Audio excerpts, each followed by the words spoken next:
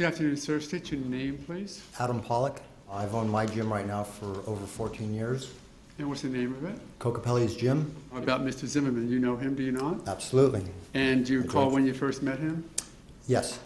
About when was that? That would have been, I want to say, roughly October of 2010. Okay. And he came to your gym? Correct. And what did he come to your gym for? He came to the gym to lose weight and to get into shape. On that scale of 1 to 10, when George Zimmerman first got to you, what number would you assign to his abilities? 0.5. He's just physically soft. You know, he's not a,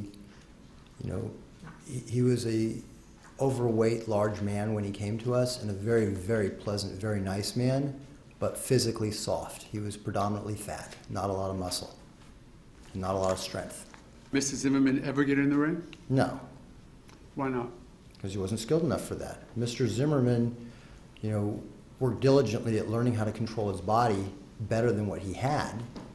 And, the steps that we'll start off with all those calisthenics, then we'll put the person on the heavy bag where they'll start to learn how to throw a punch with shadow boxing and heavy bag work. And once they get proficient with that, then we'll start pairing them up with a partner for doing defensive counters where somebody would throw a punch at them and they learn how to go and defend the punch, catching, parrying, redirecting, leverage stopping, etc.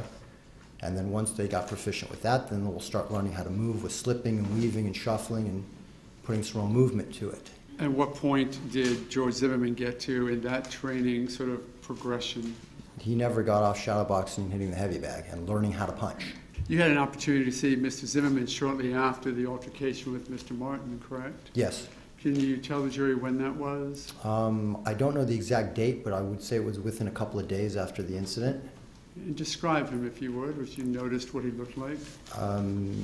He had black eyes, his nose was scraped up, he had some bandages on his head, and that as far as the obvious, physical bruising that he had.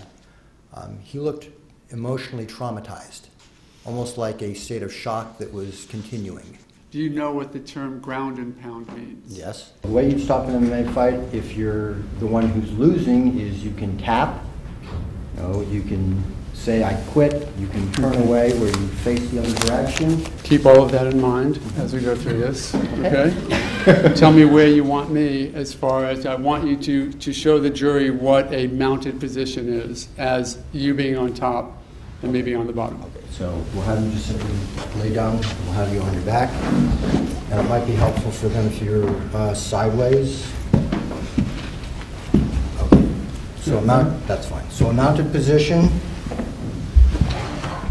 I would be in a position much like this. And you said a moment ago that your legs are outside of my hips, correct? Right, as opposed to a guard position where I would be between his legs, which would be much more of this nature, where here he's going to be able to use his hands and his legs and his arms to defend. Here he's not going to have the same ability to use the hands and legs to defend.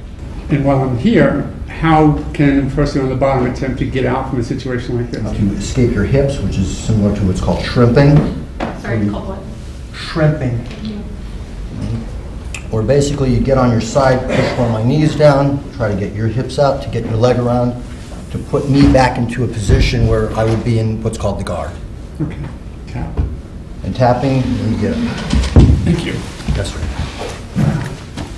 Thank you.